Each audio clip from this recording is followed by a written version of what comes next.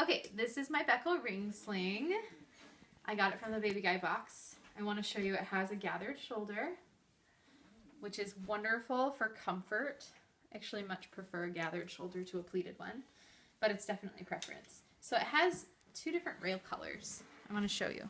There's an orange rail and a not orange rail. What I want to do is make sure that the orange rail is continuously on the same side. So it's on top right now. I hold on to it and put those rings over my shoulder and keep it on top. I'm going to accordion fold.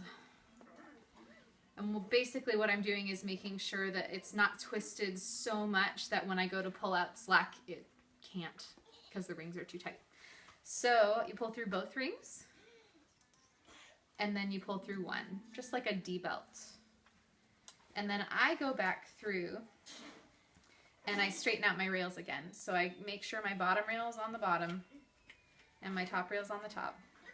And kind of spread it out a little bit. It just makes it easier.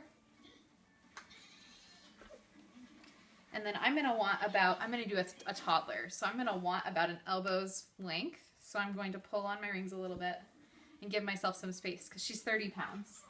Hey, Sarah, whoops.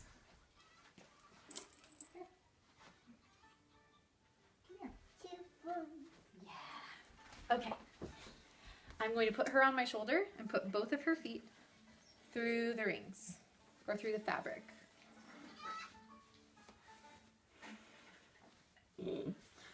Okay. And you can see the rings have already dropped. The end position that I want them in is to be right where they are. She's heavy, so she's going to pull down on them. So I'm going to pull the fabric from behind me a little bit under her just to make sure that the rings stay nice and high. Okay. I'm going to put all of the fabric underneath her bottom, and I'm going to get her to sit so that her knees are above her bum. That way she has a seat. Then, here. Then I'm going to take the top rail, that orange rail, I'm going to pull it up over her back. If she were a squish, if she were really small, I would want it to be up to her neck. But because she's a toddler and she's going to want her arms out, I'm going to go ahead and let her keep her arms out and just go right up to the bottom of her armpits and pull out that slack. I see the orange here and here, so I know I'm pulling in the right place.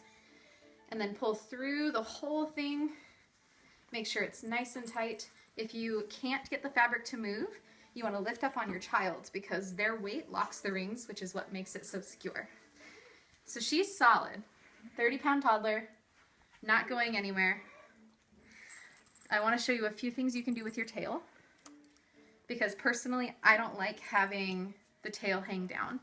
So if you were using this for a squish, which I do a lot, I take the tail and twist it and tuck it underneath the top rail. And that creates almost like a little neck pillow, and you want your top rail to be nice and tight. And that way they have something that they can rest their head on and also kind of keeps their head up in an up position so that their chin isn't on their chest. I'm going to tighten my top rail a little bit. So the other thing that you can do is you can go through and over. And that is nice when your kid is chewing on the rings because you can spread it out and hide them so they can't chew on metal. So that's another thing that I like to do. And she's really secure. With a ring sling, you want to make sure that it's spread out over your shoulder. Even if it were a pleated shoulder, the more condensed it is, the less spread it is across your back. And that spread is what makes it really comfortable. So if this were up here and I wanted to pull it down, I grab both in back with my thumb and the side and I pull it down. And that makes it a little bit more comfortable and takes it off my neck. So that's the Beco ring sling. I really like it. I really like the weave. And so it's really nice. It's not super ridiculously thick, but it's really, really supportive, which I really like. And you can see she's got a great seat. She's not going anywhere. I like it. So that's the Beco ring sling.